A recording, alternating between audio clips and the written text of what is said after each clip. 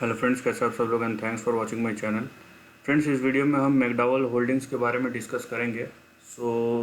अगर आप चार्ट देखते हैं तो ये आप देखिए 2007 के हाई से ये कंटिन्यूस गिर रहा है, तो long term bear market chart है।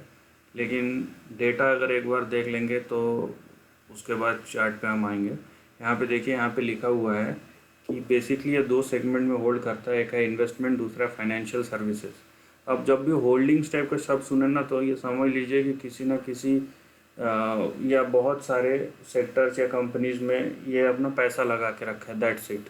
ठीक है, यहाँ पे आप देखिए इन्वेस्टमेंट और फाइनेंशियल सर्विसेज। यहाँ पे आप देखिए property development, export, manufacture, sale of chemical and fertiliser, यहाँ पे सब इन्वेस्टमेंट करके रखा है। देखिए 32 करोड़ का इसका मार्केट कैप है, राइट। लेकिन इसका बुक वैल्यू देखिए 407 यहाँ पे दिखा रहा है।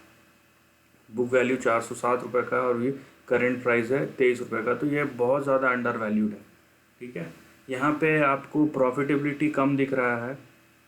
यहाँ सेल्स ग्रोथ, यहाँ पे I don't know how much matter करता है, क्योंकि यहाँ पे सेल्स ग्रोथ मतलब ये इन्वेस्टमेंट ही कर रहे हैं। अगर ये यहाँ पे फाइनेंशियल सर्विसेज और कुछ नहीं दे रहा है तो बेसिकली होल्डिंग्स कंपनी जो है वो जाहिर सी बात है वो बहुत जगह इन्वेस्टमेंट करके रखते हैं और वहाँ से उनको पैसा मिलता है, लेकिन इनका जो वैल्यूएशन है हमेशा डिप्रेस्ड रहता है।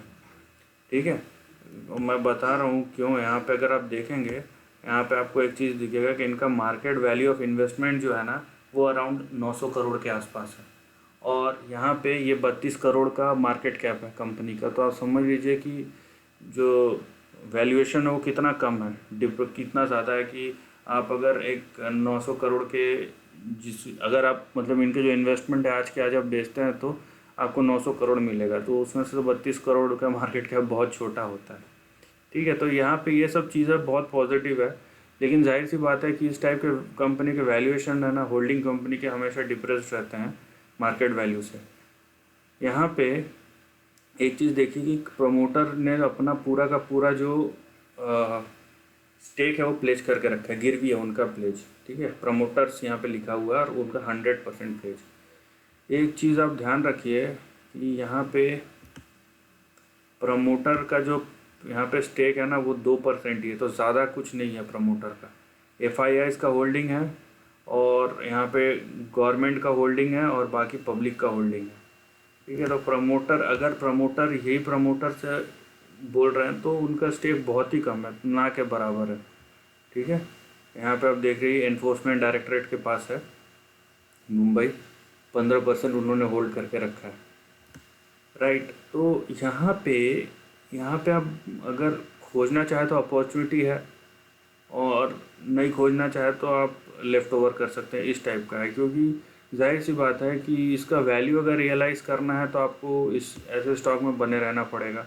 दूसरी बात यह है कि यहाँ पे दिख रहा है कि हमको वैल्यू है, क्यों? क्योंकि इनका इन्वेस्टमेंट का ही जो वैल्यू 800-900 करोड़ का है, और कंपनी यहाँ पे देखिए 23 रुपये का स्टॉक है। इसका बुक वैल्यू जो है ये यहाँ पे आ रहा है 2007 के वैल्यूएशन पे, हाई पे। तो करेंट प्राइस से यहाँ तक जाने में ही इसको 1700% मूव करना पड़ेगा ऊपर की तरफ।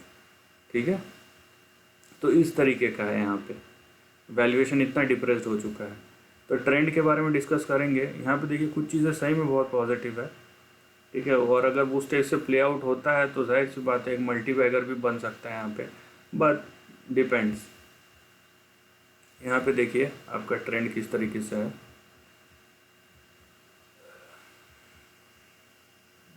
ये आपका ट्रेंड है।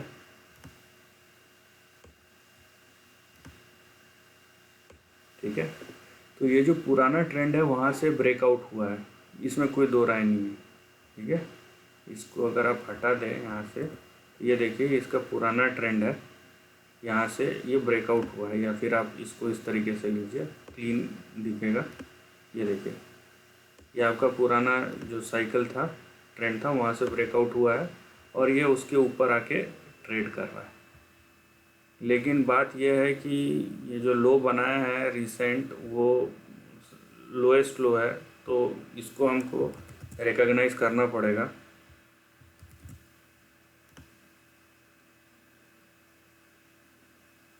और यहाँ पे देखिए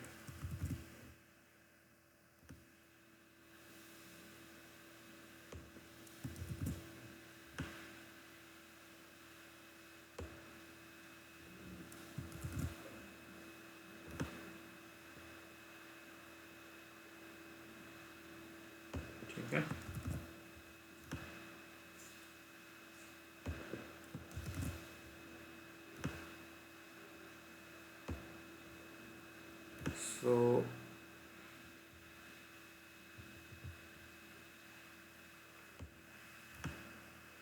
ये जो है, आप चाहे तो बेटर है इसको, मैं खाली एक्सप्लेनेशन के लिए बताया था कि कैसे आपने जो पुराना जो ट्रेंड है उससे निकल गया है, लेकिन आप इस तरीके से लेंगे तो ज़्यादा क्लियर दिखेगा एक्चुअली। ठीक है, ये देखिए यहाँ पे चीज़ें जो है वो क्लियर दिखेंगी। तो ट्रेंड के हिसाब से अगर हम चलते हैं तो आपका जो इमीडिएट सपोर्ट है वो आता है 17 रुपये 36 पैसा, और उसके नीचे आएगा 11 रुपये। ठीक है, लेवल्स बहुत इंपॉर्टेंट होते हैं। और एक सपोर्ट है यहाँ पे, इसको आप इमीडिएट सपोर्ट कंसिडर कर सकते हैं, वो आता है,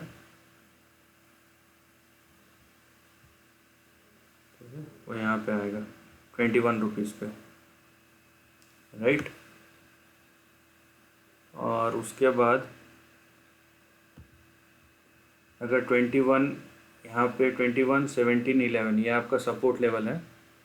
ऊपर के तरफ आप देखिए 32.35, उसके ऊपर गया तो यहाँ पे 45.15, फिर आप देखिए 59.62, फिर उसके ऊपर 94, फिर उसके ऊपर आएगा 198, और 198 के ऊपर यहाँ पे 436।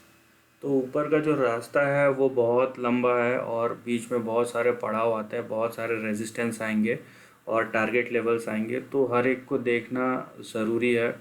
और ट्रेंड किस तरीके से जा सकता है वो समझना भी बहुत ज़रूरी है। देखिए करंट ट्रेंड अगर आप बोलेंगे ना ट्रेडिंग के हिसाब से, तो ये जो रेंज है ना वो है, ठीक है, ये रेंज मतलब नीचे 17 और ऊपर यहाँ पे 59, ये रेंज अभी एक्टिव है। 59 के ऊपर जाएगा तो बाकी जो लेवल्स बताया वो एक्टिव होगा, लॉन्ग टर्म के लिए है। देखिए अगर आप वैल्यू को यहाँ पे रिकॉग्नाइज करना चाहते हैं तो जाहिर सी बात है कि ये बहुत अंडर वैल्यूड है, राइट। और पोटेंशियल अगर ये ऊपर गया तो ये उसका जो बुक वैल्यू यहाँ पे 400 450, लेकिन बात यह है कि होल्डिंग कंपनीज में देखा गया है कि जो पहली बात तो वैल्यूएशन है वो मार्केट वैल्यूएशन हमेशा कम रहता है, उसका डिप्रेस्ड रहता है वैल्यूएशन, जो उसका ट्रू पोटेंशियल है उससे मार्केट प्राइस। दूसरा है अगर मैं ट्रेंड के हिसाब से बोलूँ तो ये नेगेटिव ट्रेंड है, तो यहाँ पे जब तक ये कम से कम 59 या 94 के ऊपर नहीं जाता तब तक कॉन्फिडेंस नहीं आएगा। इसीलिए हर एक लेवल जो ऊपर जा रहा है सपोर्ट के हिसाब से देखिए कि कहाँ जा सकता है और कितना जा रहा है, और उस हिसाब से अपना जो भी फैसला लेना है लीजिए, right. So this is the end of the video दोस्तों। वीडियो पसंद आए तो लाइक और शेयर कीजिए, थॉट्स कमेंट सेक्शन में लिख के बताइए, और ऐसे नए कंटेंट के लिए चैनल को प्लीज़ सब्सक्राइब कीजिए। Lastly, take care of your family and friends.